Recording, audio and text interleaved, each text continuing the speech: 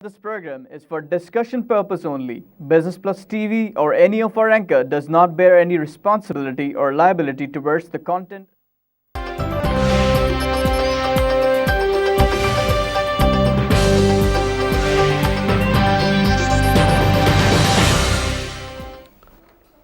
This is Business Plus broadcasting live from Karachi, Pakistan. You're watching Post Market Show PSX Hotline. I'm your host Tariq Khan Javed. नाज़रीन, आज की market जो है काफ़ी ऊपर नीचे हुई। शुरू में अच्छी खासी पॉजिटिव हुई और हमने देखा कि 141 प्लस पे भी पहुंची और उसके बाद जो है 33,949 का लेवल आ गया, लेकिन उसके बाद से ऊपर नीचे होती रही और अभी आखिर में ये हमने जो देखा तो ये इसकी पोजीशन -41.3 पे 41.93 पे चली गई। 6 दिनों के मुसलसल इंक्रीज़ के बाद जिसमें हमने 900 कुछ पॉइंट का इजाफ़ा देखा, एवरेज 303 डेली का इजाफ़ा, बहुत बड़ा इजाफ़ा। उसके बाद आज जो है नेगेटिविटी आई। इसकी लोकल वजूहात तो हो सकती हैं कि इतने जब आप हाई लेवल पे जाते हैं तो जो छोटे छोटे एम वाले लोग होते हैं उनको बहुत बड़ी टेम्पटेशन होती है कि इस लेवल पे निकल जाएं, तो वो निकलते हैं। दूसरे ये होता है, वजह ये भी है कि पूरी दुनिया में आज नेगेटिविटी है ड्यू टू द फैक्ट कि ईरान ने कह दिया है कि अभी हम कोई फ्रीज़ व्रीज़ कुछ नहीं कर रहे, हम एक्सपोर्ट बढ़ाते रहेंगे, उस लेवल तक लेके जाएंगे जहाँ पे हमारी एक्सपोर्ट थी सैंक्शन लगने से पहले। अब वो लेवल क्या थी हमें सही नहीं पता, 5, 6, 7, 8 बिलियन कहाँ पे थी, वो वहाँ तक ले जाएंगे। Iran Indeed is in dire need of lot of cash. Iran बिल्कुल तबाह हो गया था। ईरान से मेरा बड़ा ताल्लुक़ है, वहाँ बहुत दोस्त वोस्त आना जाना करते हैं। वो जो ईरान की हालात बताते थे बहुत ही खौफनाक हो गया था। रोज़ाना उनकी करेंसी गिरती थी, उनको पता ही नहीं होता था कि कल क्या होगा। इससे मार्केट में चीज़ें गायब हो गई थी। तो उस मुल्क को जब अब मौका मिला है कमाने का तो कमाएगा ज़रूर, वो केयर नहीं करेगा कि किस रेट पे या कैसे हो। तो ये एक बड़ा फैक्टर है कि तेल की कीमत आज वजह से हमने देखा कि आज $1 पूरे के पूरे गिर गई, 35.6 पे आ गई कंपेयर टू 37 पे जो थी। और दूसरी ख़बर ये है कि सऊदी अरेबिया ने भी साथ साथ कह दिया कि जी हम कोई कट वट का नहीं सोच रहे, फ्रीज़ पे शायद हम गौर कर लेंगे। ये दोनों न्यूज़ ने ऑल मार्केट को डिस्टर्ब किया और ये भी एक फैक्टर है गिरने की। और उसका नतीजा ये हुआ कि हमने देखा कि तकरीबन तमाम मार्केट्स एक्सेप्ट चाइना, तमाम मार्केट में गिरावट है। और डॉ जोन जो है कल 55 पॉइंट गिर गया, S&P 6.5 गिरा, नैस्डैक 22 पॉइंट गिर गया। और उसके बाद जब एशियन मार्केट खुली तो नीके में 390 का लॉस, हैंगसेंग में 321 का लॉस, शंघाई में 43 का इजाफ़ा और सेंसेक्स में 441 जो हमारे लिए सबसे ज़्यादा रेलेवेंट है, वहाँ भी इतनी बड़ी गिरावट है। सिंगापुर में 41 का लॉस। उस लिहाज से हमारे यहाँ अगर 41 पॉइंट आज गिर गए market after rising so much during the last 6 days, तो ये बहुत अच्छी क्लोजिंग है मेरे नज़र में। 33,766 का लेवल है और ये बहुत अच्छा लेवल आ गया। 34 की तरफ हम जा रहे हैं इंशाल्लाह आस्ते आस्ते। वॉल्यूम भी बहुत अच्छे रहे। KC 30 में 131 का काम हुआ, KC 100 में 213 मिलियन का काम हुआ है और टोटल ऑल शेयर्स की अगर बात की जाए तो 327 which is very very good level और ये ऑलमोस्ट सेम है जो कल था। काफ़ी हम एक्टिविटी अब देख रहे हैं मार्केट में। हालांकि लोग कह रहे हैं कि जी इमर्जिंग मार्केट में आने की खबरें हैं, इस वजह से स्कोप बढ़ रहा है। तो इमर्जिंग मार्केट से तो फ़र्क सिर्फ गोरों को पड़ेगा और गोरों की तो सेलिंग एज़ इट इज़ जारी है। कल भी उन्होंने 1.5 मिलियन शेयर बेच डाले और आप लोग इंडिविजुअल्स ने भी कल प्रॉफिट टेकिंग कर ली और 3 मिलियन का शेयर बेच दिया। लगता है मज़ीद आज प्रॉफिट टेकिंग हुई है और इस वजह से मार्केट नेगेटिव हो गई। बहरहाल जिसको निकलना निकल जाए, ये कंसोलिडेशन का प्रोसेस होता है। हर लेवल पे जाके मार्केट जो है हिलती है थोड़ी देर की। जिस तरह आप किसी कंटेनर में जब चीज़ डालते हैं उसको हिलाते हैं ऐसे ऐसे करके, सीमेंट की जो भराई होती है आप देखते होंगे कि उसको हिलाया जाता है और देखा जाता है कि जहाँ जहाँ गैप है वो हो जाती है। ये जो सेलिंग होती है वो एक तरह से हिलाना होता है। छोटे टारगेट वाले लोग, 2 रुपये 4 रुपये कमाने वाले लोग निकलते चले जाते हैं और जो लोगों को लॉन्ग टर्म रखना है, जो दूर की सोचते हैं और असल कमाई उन्हीं की होती है, आखिर में कामयाब तरीन लोग वही होते हैं, वो जो है वो रह जाते हैं। तो let the small people go, consolidate at this level, और इसके बाद फिर आस्ते आस्ते फिर हम नेक्स्ट लेवल पे बढ़ेंगे इंशाल्लाह।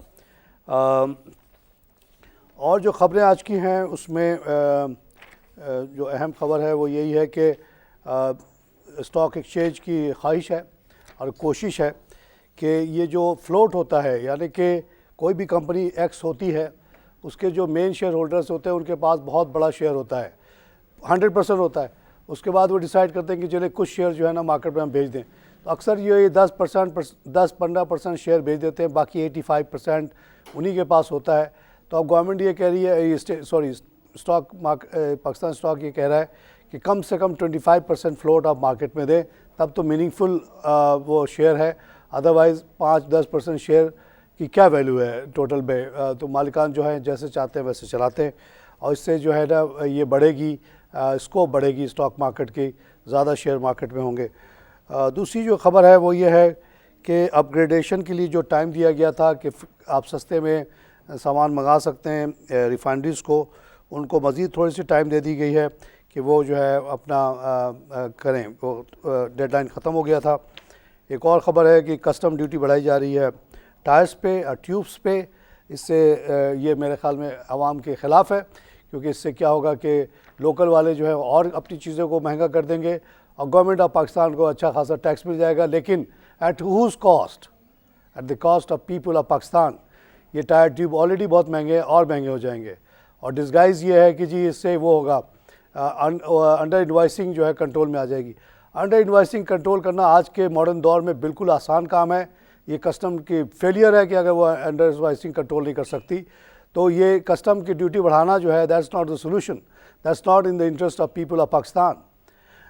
नाज़रीन, मार्केट की जो हालात रहे पिछले 6-7 दिन से बहुत ही एक्स्ट्राऑर्डिनरी। एक तो हमने देखा कि टर्नओवर बहुत बेहतर रहा, साथ साथ मार्केट ने तकरीबन 900 पॉइंट का इजाफा दिखाया, आज 41 के लॉस है। तो मैं समझता हूँ एक बड़ा हिस्टोरिकल मोमेंट है। उस पर हमने सोचा कि ज़फ़र मोती साहब से राय ली जाए, जो कि चेयरमैन है ज़फ़र मोती सिक्योरिटीज़ के। इनके दादा ने ये काम शुरू किया था, अब ये पोते कर रहे हैं, तो इनके घर में ही शेयर की सब बातें होती रही, बचपन से सुनते रहें, तो इनके जो तजुर्बा है इसका कोई मिसाल पाकिस्तान मार्केट में कम है। ज़फ़र साहब, welcome to the show. Thank you उत्तर भाई। ज़फ़र भाई, बहुत मज़ा आया पिछले 6 दिनों में। एक तो टर्नओवर एकदम से कहाँ 89 मिलियन से 300 रुपये पहुँच गए, और दूसरे ये कि मार्केट भी तकरीबन 900 पॉइंट इजाफा दिखा दिया। क्या वजूहात देखते हैं आप इसकी?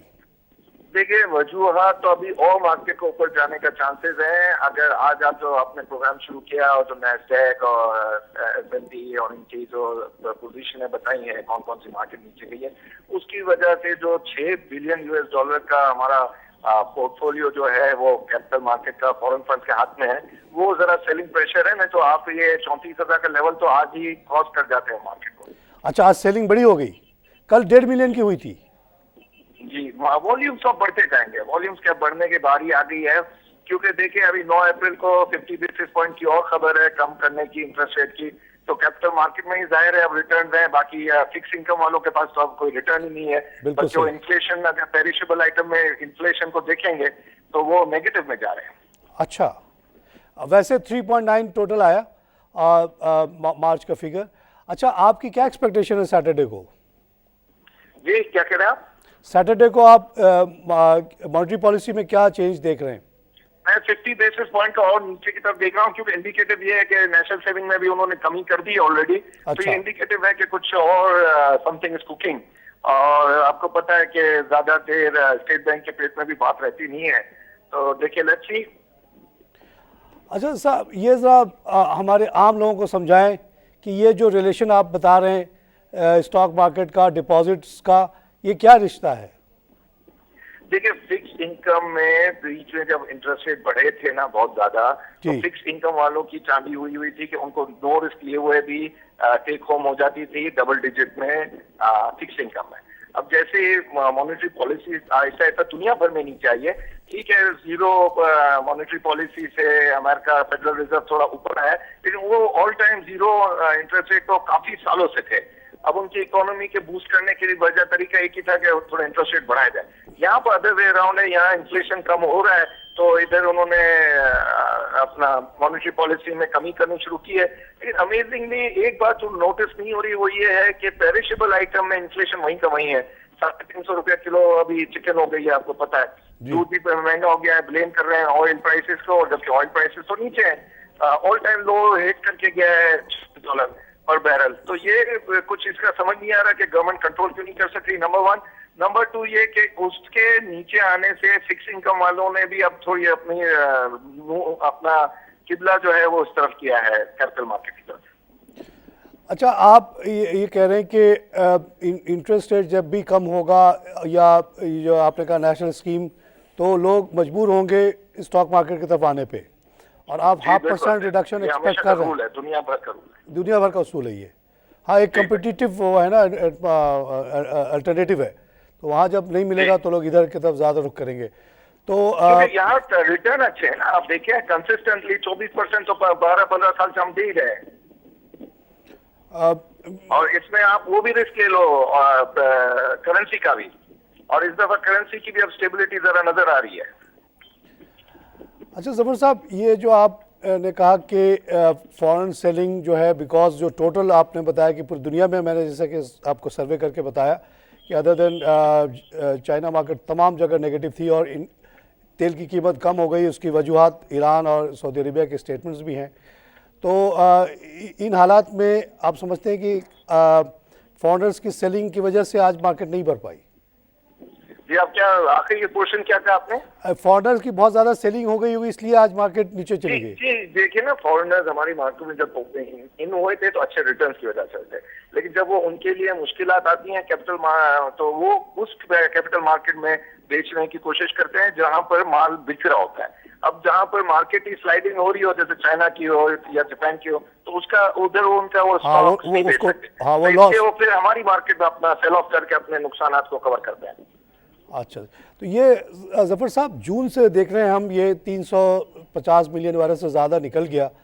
अगर इमर्जिंग मार्केट में हमें दाखिल कर लिया जाए मई जून में, तो क्या ये फ्लो रुक जाएगा?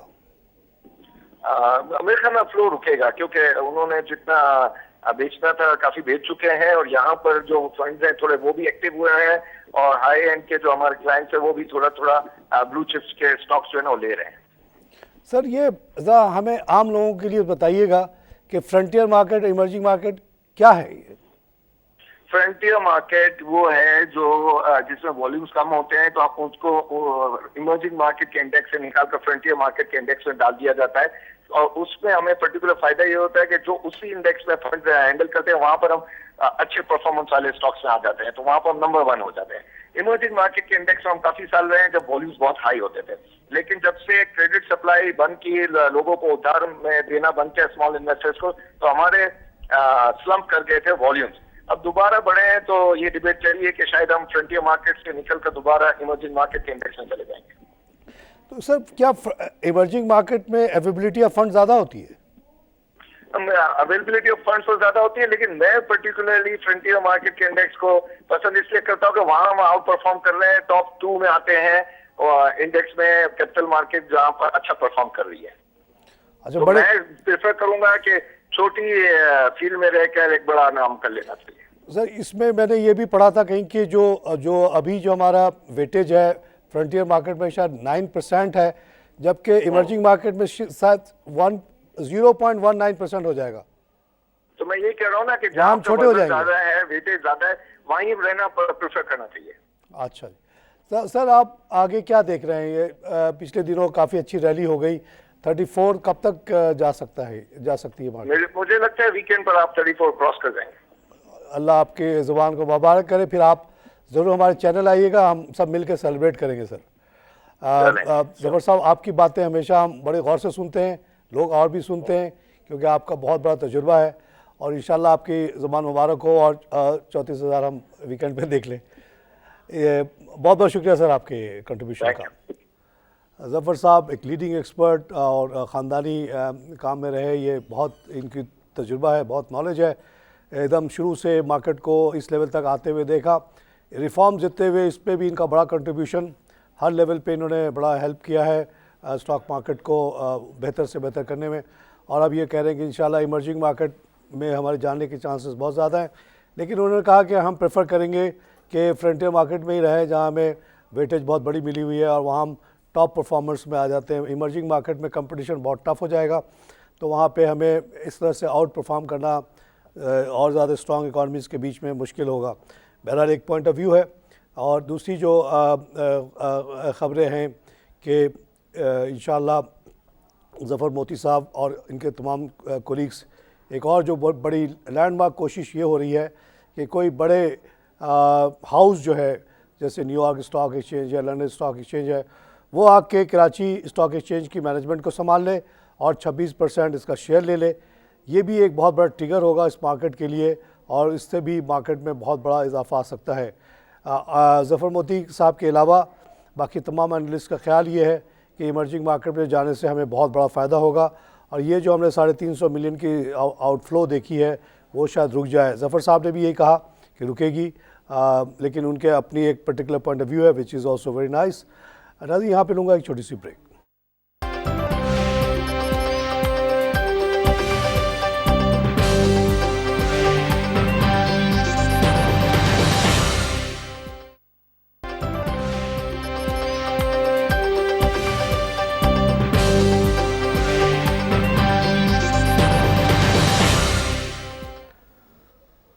Welcome back to PSX hotline. नाज़रीन, ज़फ़र मोती साहब की ये राय है कि इंशाल्लाह सैटरडे को जो मॉनेटरी पॉलिसी आएगी उसमें 0.5% रिडक्शन वो एक्सपेक्ट कर रहे हैं। उसकी वजह है लो इन्फ्लेशन जो कि 3.9% आया है मार्च का, और उन्होंने एक्सप्लेन किया आपको तफसील में कि क्या रिश्ता है इंटरेस्ट रेट का स्टॉक मार्केट से। जैसे जैसे इंटरेस्ट रेट नीचे जाता है स्टॉक मार्केट ऊपर बढ़ती है, और अगर इंटरेस्ट रेट ऊपर बढ़ा तो स्टॉक मार्केट को नेगेटिव इम्पैक्ट पड़ता है। उसकी वजह यह है सिंपल कॉमन सेंस की बात कि अभी अगर आप डिपॉजिट रखने जाएंगे बैंकों में तो आपको सिर्फ 4% मिलेगा, लेकिन ये भी हमने दौर देखा कि 22% भी मिलता था। लेकिन इस तरह से अट्रैक्शन जो है स्टॉक मार्केट का बढ़ गया, जहाँ पे ज़फ़र साहब का कहना है कि 25% तक रिटर्न मिलता है आपको। तो बहुत बड़ा फ़र्क, इसीलिए आप देख रहे हैं कि पार्टिसिपेशन जो है वो मार्केट में बढ़ रही है और इंटरेस्ट फिर से पैदा हो रहा है। और ये अगर इसी तरह के वॉल्यूम्स रहे तो हमारी जो चांसेस हैं इमर्जिंग मार्केट पे जाने के वो बहुत बढ़ जाएंगे। ज़फ़र साहब का कहना है कि एक ज़माने में जो हमारे पास बहुत वॉल्यूम था तो हम लोग इमर्जिंग मार्केट में थे, लेकिन जब वो 2009 में मार्केट बंद हुई उसके बाद से जो तबाहियाँ फैली तो हमको गिरा के डाउनग्रेड करके डाल दिया गया इस मार्केट में, फ्रंटियर मार्केट में, यानी लोएस्ट लेवल पे आ गए हम। और अब उसको अपग्रेडेशन की बात हो रही है। अपग्रेडेशन में सबसे बड़ी वजह और कंस्ट्रेंट जो है वो यही है कि हमारे अभी कुछ दिन पहले तक जो फ्लोट था ये टर्नओवर और बहुत वॉल्यूम कम रहा, लेकिन अब अगर ऐसे वॉल्यूम चलेंगे तो इंशाल्लाह उसके प्रॉस्पेक्ट बढ़ जाएंगे। नाज़रीन, एक जो इम्पोर्टेंट स्टॉक मार्केट के हवाले से ख़बर वो ये है कि पाकिस्तान स्टॉक एक्सचेंज ने कहा है कि वो चाहते हैं कि जो जो कंपनीज लिस्टेड हैं वो कम से कम अपना 25% शेयर जो है वो मार्केट में फ्लोट पे रखे, यानी हम और आप आम आदमी ख़रीद सके उसको। होता आमतौर से ये है कि 80-90% जो है शेयर जो ओरिजिनल डायरेक्टर्स होते हैं वो अपने पास ही रख लेते हैं और थोड़ा सा शेयर मार्केट में लाते हैं, जिससे मार्केट की डेप्थ नहीं बन रही। तो नए लिस्टिंग तो बहुत कम हो रही है, तो वो चाह रहे हैं कि जो पुरानी लिस्टिंग है उस पर जो एग्जिस्टिंग डायरेक्टर्स हैं वो अपने शेयर्स छोड़ दें आम पब्लिक के लिए, ताकि पाकिस्तान स्टॉक एक्सचेंज के अंदर वॉल्यूम बढ़े और एक इमर्जिंग मार्केट के लिए केस बन सके। तो इंशाल्लाह इस पे अगर ये काम हो गया 25% तो काफ़ी हम देखेंगे शेयर्स के में इजाफा हो जाएगा मार्केट में, जो कि काफ़ी हेल्प करेगा आपके टर्नओवर को। रफ़ी साहब फ्रॉम नईम रफ़ी साहब CEO रफ़ी सिक्योरिटीज़ से हमारे साथ हैं। बहुत ही तजुर्बाकार बिजनेसमैन है ये और स्टॉक मार्केट में बड़ी गहरी नज़र रखते हैं। रफ़ी साहब, welcome to the show. Thank you sir. Rafi साहब, पहले तो मुबारकबाद दूंगा, आज के अलावा आज भी खैर टर्नओवर आज भी बहुत अच्छा रहा। टर्नओवर एकदम से शूट कर गए, आप लोगों की जो रोज़ी रोटी है उसमें बेहतरी आई है। दूसरे ये कि तकरीबन 900 पॉइंट का इजाफा भी हमने देख लिया 6-7 दिन में, which is a very welcome thing. क्या वजूहत हो सकती हैं इतने बड़े इजाफे की? असल में मार्केट तो पिछले काफी अरसे से काफी डल जा रही थी। बीच में 2-3 फैक्टर ऐसे आए कि जिसके नतीजे में मार्केट में थोड़ा सा एक्टिविटी बेहतर हुई। इसमें सबसे इंपॉर्टेंट जो रोल था वो सीमेंट सेक्टर के डिस्पैचेस के फिगर थे, जो कि मार्च के महीने की क्लोजिंग के बाद ऑफिशियल अनाउंस हुए। तो उससे लोगों को, इन्वेस्टर को बड़ी इंकरेजमेंट हुई कि सीमेंट सेक्टर के अंदर लोगों ने दोबारा अपनी पोजीशन बढ़ाई। तो उसमें हमने देखा कि बहुत सारे इंस्टीट्यूशन ने भी इसमें काम किया, इंडिविजुअल ने भी काम किया, हाई नेटवर्थ इंडिविजुअल ने। तो सीमेंट सेक्टर के अंदर राइज भी आई और उसके साथ साथ लो प्राइस शेयर्स के अंदर भी एक्टिविटी होनी शुरू हो गई, जिसके अंदर TRG, JSCL और के इलेक्ट्रिक और दीवान फारूक मोटर जैसी कंपनीज थी, मुख्तलिफ वजूहात की बुनियाद पे। तो इसमें वॉल्यूम बढ़ना शुरू हुआ। तो ये एक पॉजिटिव चीज है मार्केट में कि इन्वेस्टर का कॉन्फिडेंस भी थोड़ा सा बहाल होना शुरू हुआ और मार्केट में एक्टिविटीज आने के नतीजे में प्राइस डिस्कवरी बेहतर हो गई। रफी साहब, एक जो फैक्टर का इंतजार हो रहा है वो सैटरडे को मॉनेटरी पॉलिसी आनी है, इसमें आपकी क्या एक्सपेक्टेशन है? मेरा हाल है कि जो मौजूदा हालात को देखते हुए मुझे तो अनचेंज स्टेटस नजर आता है। तो इन्फ्लेशन के फिगर अगरचे इतने फेवरेबल नहीं है कि इसको मजीद नीचे कम किया जाए, लेकिन मुझे लगता है कि ये एज इट इज मेंटेन रहेगी जो मौजूदा इंटरेस्ट रेट है। अच्छा, आप रिडक्शन या इंक्रीज एक्सपेक्ट नहीं कर रहे? रिडक्शन मुझे लगता नहीं है। अच्छा जी, क्योंकि हम देखते हैं कि हमारे यहाँ इन्फ्लेशन के फिगर के ऊपर बहुत ज्यादा इंफ्लुएंस ये जो ये पेट्रोलियम मसनूआत है, प्रोडक्ट्स है, उसका इम्पैक्ट ज्यादा है। तो आपने देखा कि इंटरनेशनल मार्केट में अगरचे प्राइसेस नीचे आ गई हैं, लेकिन इस महीने की 1 तारीख को गवर्नमेंट ने पेट्रोल की मुख्तलिफ प्रोडक्ट्स के ऊपर पेट्रोलियम की प्राइसेस को इंक्रीज किया है। जी जी। तो इसको देखते हुए मुझे लगता है कि दोनों का जो सम अप निकाले तो वो अनचेंज की पोजीशन समझ में आती है। अच्छा, कल जो मार्केट इतनी 300 प्लस गई, उसके बारे में जो अखबारों में कमेंट्री लिखी गई, उसमें इमर्जिंग मार्केट में एंट्री को बहुत बड़ा फैक्टर बताया गया। आप क्या एग्री करते हैं कि इमर्जिंग मार्केट की तरफ जो हमारी पेशकदमी है वो फैक्टर बन रहा है हमारे इंक्रीज का? असल में ये तो पिछले कई हफ्तों से ये हम चीनों को ये हो रही है, इसके बारे में लोग स्पेकुलेट कर रहे हैं कि पाकिस्तान जो मॉर्गन स्टैनले के एमर्जिंग मार्केट इंडेक्स के अंदर शामिल हो जाएगा। और इस काम के लिए पाकिस्तान स्टॉक एक्सचेंज का एक डेलीगेशन लंदन भी गया था ताकि वहाँ पे लॉबिंग की जा सके। इसमें तवक्को तो हमारी यही है कि तमाम एतबार से पाकिस्तान की मार्केट क्वालिफाई करती है, लेकिन इसमें मैं पर्सनली महसूस करता था एक चीज लैक करती थी, दैट वाज द वॉल्यूम। कि मार्केट में जब तक वॉल्यूम्स नहीं होंगे तो एक ये क्वालिफिकेशन के रास्ते में या क्वालिफाई करने के रास्ते में एक रुकावट होगी। तो उसी एक उम्मीद के सहारे हमने देखा है तो थोड़ी सी एक्टिविटीज बेहतर भी हो गई है और मार्केट में डिस्कवरी भी बेहतर हो गई है। अगर ये सिलसिला आइंदा 1 से 2 माह तक बरकरार रहता है तो मैं उम्मीद करता हूँ कि पाकिस्तान जो मॉर्गन स्टैनले की इमर्जिंग मार्केट इंडेक्स के अंदर अपनी जगह बना पाएगा। अच्छा, एक और पॉसिबल जो ट्रिगर है वो ये है कि अगर हमें स्ट्रेटेजिक पार्टनर भी मिल जाए अगले कुछ महीनों में, उस पर भी आप लोग काम तो कर रहे हैं, उसकी क्या प्रोग्रेस है? इसमें यह है कि आपको इल्म में होगा कि डीम्यूचुअलाइजेशन एक्ट के तहत पाकिस्तान स्टॉक एक्सचेंज यानी कि पुराना जो कराची स्टॉक एक्सचेंज है, इसने 2 साल के अंदर कोई स्ट्रेटेजिक पार्टनर को ढूंढना था, लेकिन वो अर्सा गुजर जाने के बावजूद और ग्रेस पीरियड गुजर जाने के बावजूद कोई प्रोग्रेस नहीं हुई थी। अब ये लास्ट मंथ में रेगुलेटर SEC ने एक कमेटी कॉन्स्टिट्यूट की है जिसको 6 महीने का टास्क दिया है कि इसके अंदर अंदर आपने लाजमन कि स्ट्रेटेजिक इन्वेस्टर को ढूंढ के उसके साथ मामला तय करना है। तो मैं तो उम्मीद करता हूं कि 6 महीने 7 महीने के अंदर अंदर ये मामला हो जाएगा। अभी तक जो बातें हमारे सुनने में आई है कि इसमें 2-3 इंटरेस्टेड पार्टीज थी। टॉप के ऊपर तो इस्तांबुल था, बोर्सा इस्तांबुल वो इंटरेस्टेड था, और सेकंड नंबर के ऊपर कतर का जो स्टॉक एक्सचेंज है वो इसके साथ एक इनिशियल स्टेज के ऊपर बातचीत की थी। अब जहां भी जो भी म्यूचुअली अंडरस्टैंडिंग के साथ कोई मामला तय हो गया, मैं तो बहुत ही पूरी उम्मीद हूँ कि ये मामला हो जाएगा। और ये बात आपने सही फरमाई कि अगर ये स्ट्रेटेजिक पार्टनर आ जाता है तो इसके नतीजे में मार्केट पे पॉजिटिव इम्पैक्ट आने का इम्कान है। एक तो नया जो मैनेजमेंट आएगा अपना स्टेक लेकर आएगा, इन्वेस्टमेंट कर आएगा, तो अपने इंटरेस्ट और स्टेक को प्रोटेक्ट और इसका रिटर्न लेने की खातिर नई प्रोडक्ट्स भी मार्केट में लॉन्च करेगा। और फिर ये कि जिस कंट्री से ये स्ट्रेटेजिक इन्वेस्टर आएगा तो अपनी एक गुडविल और रेपुटेशन की बुनियाद के ऊपर हम उम्मीद करते हैं कि अपने साथ शायद एक इन्वेस्टर की फिलॉसफी साथ लेकर आए।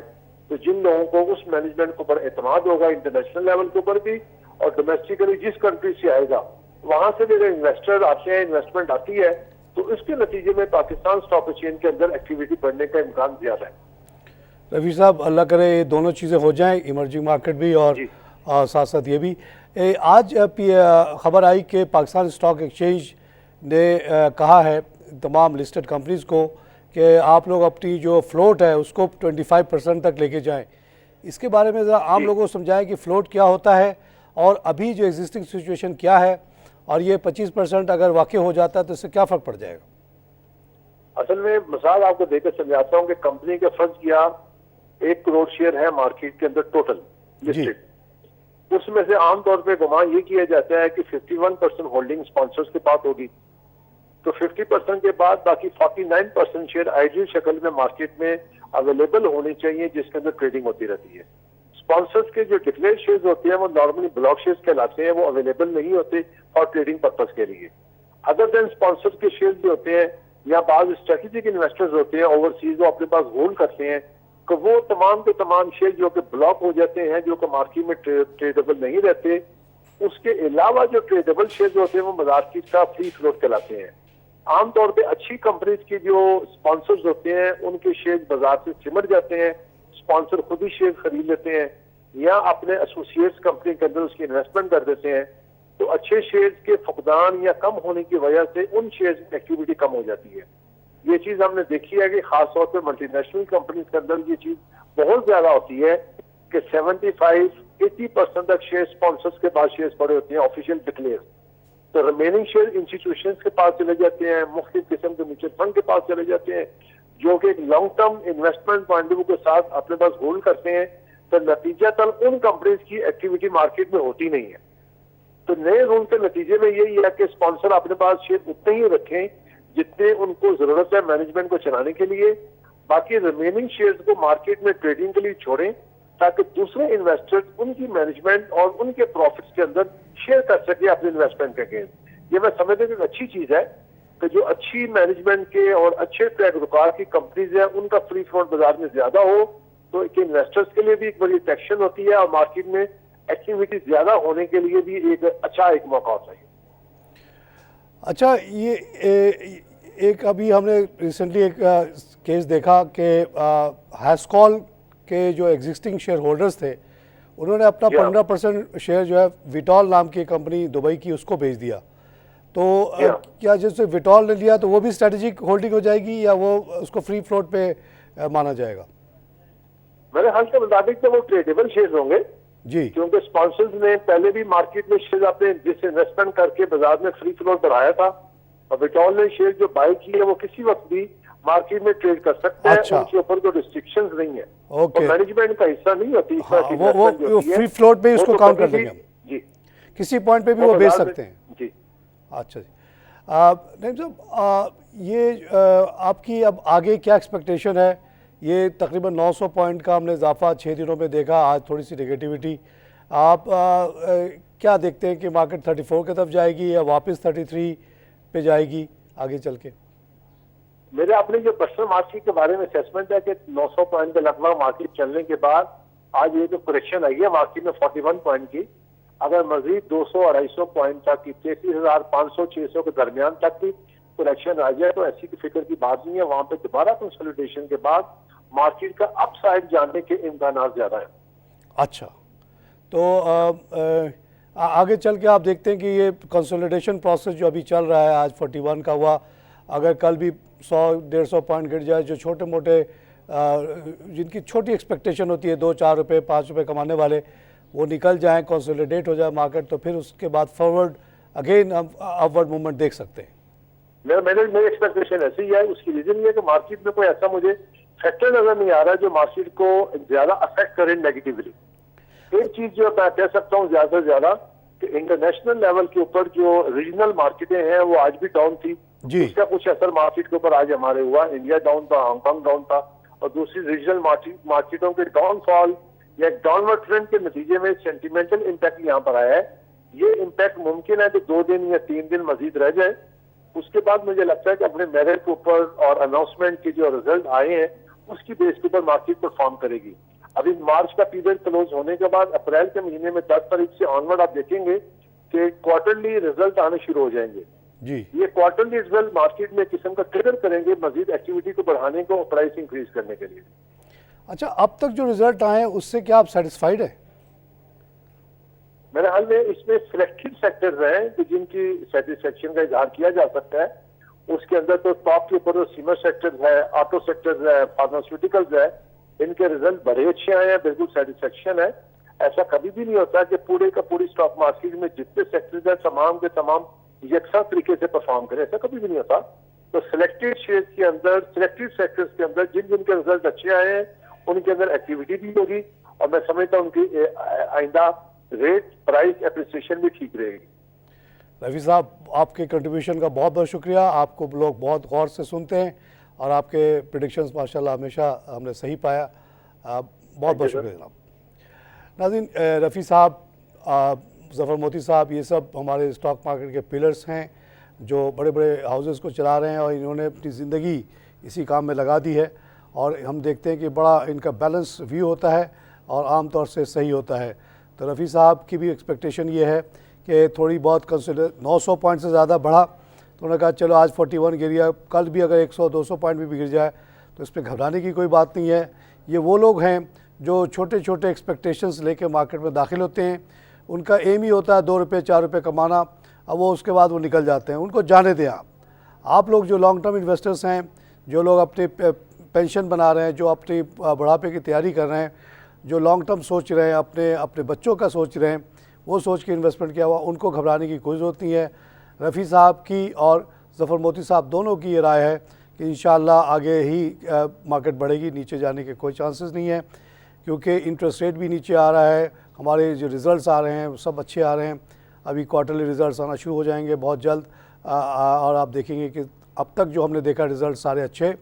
और रिलेटिव टर्म में अगर बात की जाए तो दुनिया भर में रिटर्न्स बहुत कम है, उससे हमारी मार्केट के रिटर्न बहुत अच्छे। उसके बावजूद हम ये देख रहे हैं कि गोरे जो है बेइंतहा बेच के जाते रहे। कल भी उन्होंने 1.5 मिलियन बेच दिया, आज लगता है काफ़ी बेचा है क्योंकि पूरी दुनिया में उनको ये मार्जिन कॉल्स आ गई होंगी। जब दुनिया भर की मार्केट गिरी तो ये उनकी मजबूरी होती है कि वो अपने पोर्टफोलियो जहाँ पे बेचना आसान हो, जहाँ लॉस कम से कम हो रहा हो, वहाँ से वो बेच के निकलते हैं और यहाँ से बेच के निकल रहे हैं। अभी तक इमर्जिंग मार्केट में अगर हमारा दाखिला हो जाता है मई जून में, एजेंडे पे ऑलरेडी आ गया है मॉर्गन स्टैनले कंपोजिट इंडेक्स पे ये इशू डिस्कस होगा और उसमें जो सबसे बड़ा कंस्ट्रेंट है इस वक्त वो है हमारे वॉल्यूम का कम होना, जो कि पिछले हफ्ते बहुत इम्प्रूव हुआ है। अगर इसी तरह के वॉल्यूम चलें तो हम क्वालिफाई कर जाएंगे इजीली और हम वहाँ पे हमें जो टोटल अवेलेबिलिटी ऑफ फंड है वो बहुत बढ़ जाएगा। तो हो सकता है कि ये जो आउटफ्लो है वो रिवर्स हो जाए और उससे मज़ीद तक़वियत मिले मार्केट को। इन द मीन टाइम आप लोगों को मशवरा ये है कि ये तमाम शेयर्स आप जानते हैं इनके बारे में, आप इनके प्रोडक्ट को यूज़ करते हैं, आपको इसको इस्तेमाल करते हुए जब उस प्रोडक्ट का पता है उनको शेयर को ख़रीदने में आपको कोई डर नहीं होना चाहिए। गोरा डरे कोई और डरे तो और बात है, लेकिन हम तो इस मार्केट को अच्छी तरह जानते हैं कि इस कदर डिमांड हर चीज़ की है, चाहे फूड हो, चाहे सीमेंट हो, चाहे ऑटो हो, और सब जगह हम देखते हैं कि अभी मार्जिन बहुत ज़्यादा हैं, ये कंपनियां बहुत पैसे कमा रही हैं। तो अगर आपने इन कंपनियों में इन्वेस्टमेंट की हुई है तो आपको इतना डरने की कोई ज़रूरत नहीं है। अवामी पर्सपेक्टिव से अगर बात की जाए तो ये जो एक्स्ट्राऑर्डिनरी प्रॉफिट ये कंपनियां कमा रही हैं वो नाजायज़ है मेरे ख़्याल में। आवाम के पॉइंट ऑफ व्यू से, शेयर होल्डर के पॉइंट ऑफ व्यू से तो बहुत अच्छा है। आप लोग इंजॉय कर रहे हैं, इंजॉय करते रहें जब तक as long as it goes. लेकिन इतना ज़्यादा मार्जिन कमाना स्टील इंडस्ट्री में, सीमेंट इंडस्ट्री में 30% इनके कॉस्ट वगैरह कम हो गई लेकिन उन्होंने कमी नहीं की और वो उसी रेट पे बेचे जा रहे हैं। ऑटो में स्टील भी कम हो गया, यन भी नीचे आ गया लेकिन उन्होंने रेट्स कम नहीं किए। और ये जो सो कॉल्ड ऑटो पॉलिसी आई उसमें भी कोई ऐसी ख़ास एग्जिस्टिंग प्लेयर्स पे कोई इतना बड़ा प्रेशर नहीं है। हाँ, नया प्लेयर जब आएगा तब आएगा, आते आते भी कई साल लग जाएंगे। इस दौरान हो सकता है कि ये लोग पॉलिसी को रिवर्स करवा दें, कोई बड़ी बात नहीं, गवर्नमेंट की कोई ख़ास कमिटमेंट नहीं होती। 2021 तक का पॉलिसी है, जब चाहेंगे उस पर चेंज भी कर देंगे ये लोग। तो इस दौरान ये लोग खूब पैसे कमा रहे हैं और एज ए शेयर होल्डर आप लोग उसके हिस्सेदार हो, तो enjoy the ride as long as goes. लेकिन अगर कोई अवाम दोस्त हुकूमत आई तो ना चीनी इस रेट पे बिकने दिया जाएगा जो अभी बिक रहा है 64 का, 40 पे लाना पड़ेगा, उनको 45 पे लाना पड़ेगा। अगर वैसे नहीं लाएंगे तो इंपोर्ट खोल के कर दिया जाएगा, एक्सपोर्ट को रोक करके कर दिया जाएगा। इसी तरह दूध की कीमत नीचे आ जाएगी, गंदम की कीमत, आटे की कीमत भी नीचे आ जाएगी। थ्रेट देंगे हम इंपोर्ट का और उसके बाद लोकल्स को भी अपने इन लाइन आना पड़ेगा। इसी तरह यूरिया की कीमत नीचे लाई जा सकती है, सीमेंट की अच्छी खासी लाई जा सकती है अगर इंपोर्ट का इनको थ्रेट दे दिया जाए। तो बहरहाल आवाम के इंटरेस्ट और है, आप लोग एज ए शेयर होल्डर का इंटरेस्ट और है। आप लोग इंजॉय करें अपने रिटर्न को, और ये रिटर्न मैं आपको बताता चलूँ कि दुनिया में वन ऑफ द बेस्ट है। आप यहाँ से पैसे निकाल के ले जाएं अमेरिका, ले जाएं जापान, ले जाएं यूरोप और कमा के दिखा दें, इस तरह की सवाल ही पैदा नहीं होता। Not even near it.